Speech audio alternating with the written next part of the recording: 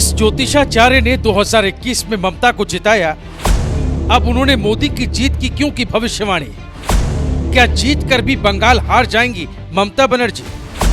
बंगाल के नतीजों से पहले देखिए बड़ी भविष्यवाणी।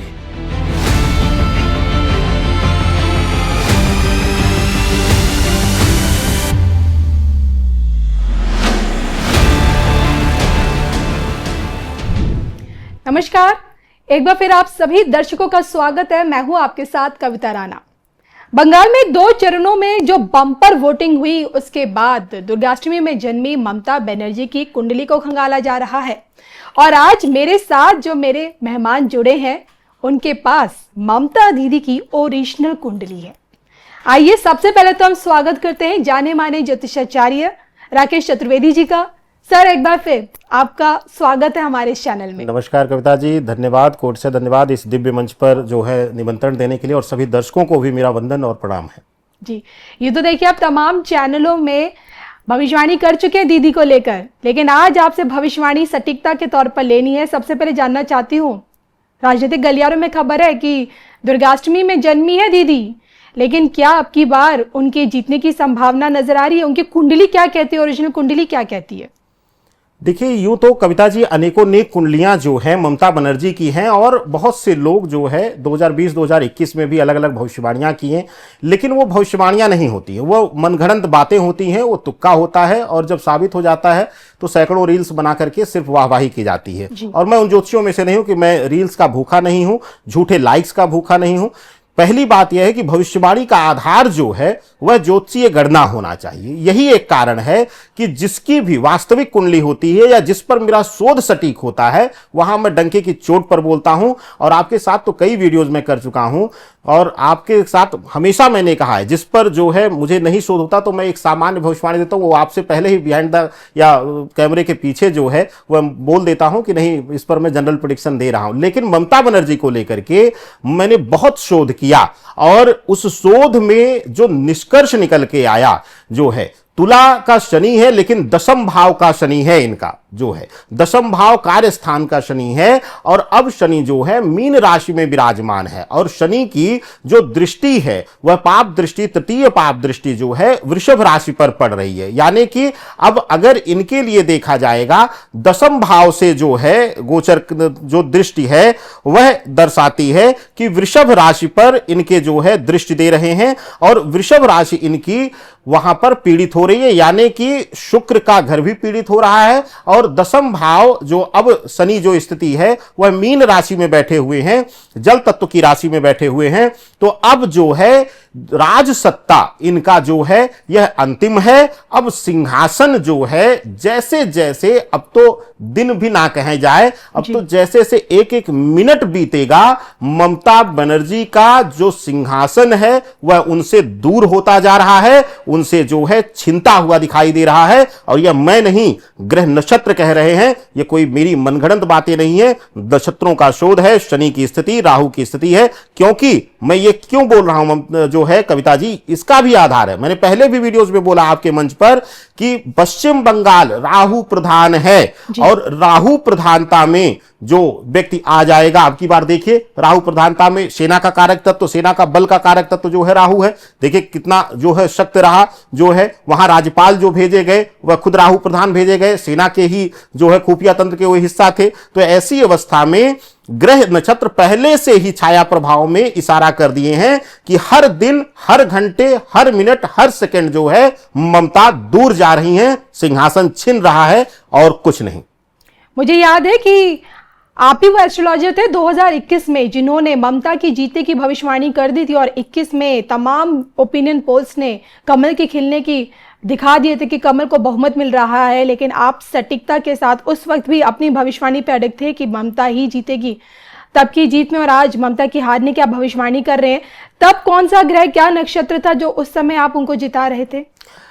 बहुत अच्छा प्रश्न है कविता जी। और ज्योतिषीय एंगल से अगर देखा जाए तो उस समय जो 2020 में जनवरी में जो गोचर हुआ था शनि का, वह विशेष रूप से जो है मकर से होते हुए कुंभ राशि में गोचर किए हैं। उस राजसत्ता दौर में जो है जनवरी 2020 में मकर राशि में गोचर हुआ, उसके बाद जो है कुंभ में आए, अब जो है मीन में हैं जो है शनिदेव। ढाई वर्ष का यह कार्यकाल रहा है। तो ऐसी अवस्था में 2021 में जब यह इलेक्शन हुआ तो उस समय मकर राशि में स्वग्रही शनि थे, और स्वग्रही शनि दसम भाव में विराजमान होकर के ममता बनर्जी की कुंडली में, क्योंकि राजसत्ता का कारक जो है आप भी जानती हैं, इतने लंबे समय से धर्म और ज्योतिष के जो है विषय पर आप कर रहे हैं, मुझे लगता है आधा ज्योतिष के गुण तो आपके अंदर आ ही गए हैं कविता जी।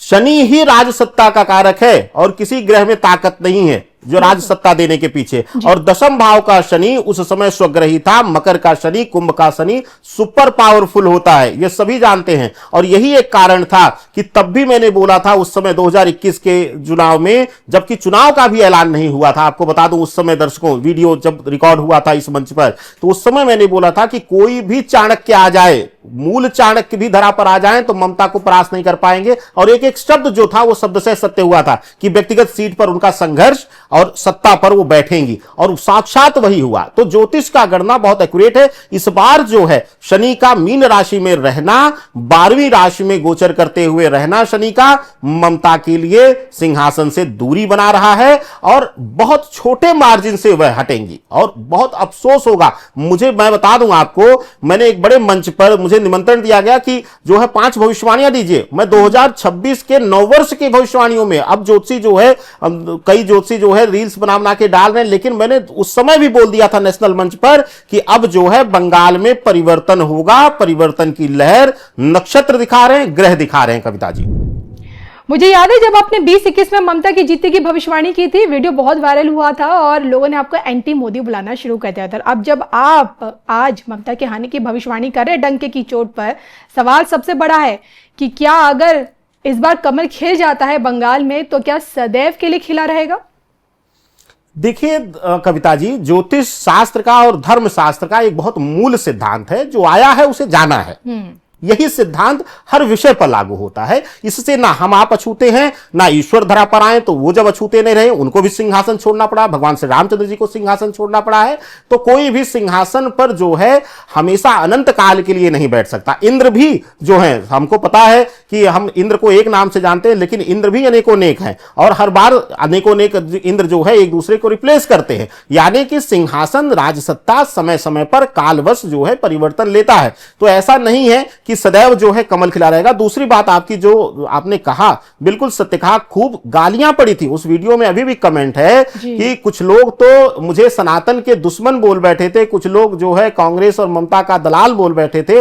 मैं आप सब दर्शकों को एक बात बोल दूं, जो राजा का, जो राज सत्ता का विशेष रूप से सिर्फ वाहवाही करके ज्योतिष कर्म करे, वो ज्योतिषी नहीं, वो ब्राह्मण नहीं है। बाबा तुलसीदास ने जी ने इसीलिए कहा है कि विशेष रूप से विप्र के लिए, सचिव के लिए, वैद्य के लिए, विप्र वैद्य सचिव, ये तीनों अगर प्रिय बोले भय के चलते जो है, तो उस तीनों चीजों का नाश होता है। राज्य का, शरीर का, उस कुल घराने का नाश हो जाता है। तो ऐसी अवस्था में ब्राह्मण को, सचिव को, वैद्य को मीठा नहीं बोलना चाहिए, सत्य बोलना चाहिए। और मैं हमेशा से प्रयास करता हूं, मैं राज सत्ता का ना गुलाम हूं, ना राज सत्ता के इशारों पर मैं काम करता हूं। ज्योतिष मुझे जो संकेत देता है, जो मां बगलामुखी मुझे संकेत देती हैं, मेरी जिह्वा से वही निकलता है।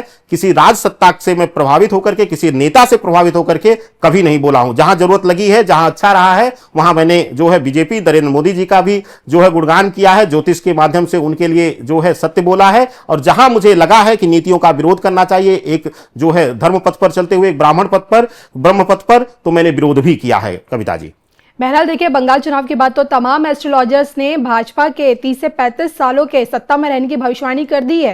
कह रहे कि 30 से 35 साल देश से भाजपा कहीं दूर नहीं जाने वाली। आपको क्या लगता है, बंगाल के बाद भाजपा का यही विजय रथ क्या लंबे समय तक चलता रहेगा या फिर कहीं जाके थमने वाला भी है? कविता जी, ये तो बहुत हास्यप्रद विषय होगी। कुछ लोग तो 400 का दम 2024 में भरा रहे थे, और दूसरी चीजें 2020 मुझे याद है तब आपने भविष्यवाणी की थी कि 400 पार नहीं होगा। बिल्कुल कविता जी। और दूसरी चीज 2020 से आप ही के साथ के कई वीडियोस पड़े हुए हैं इस मंच पर।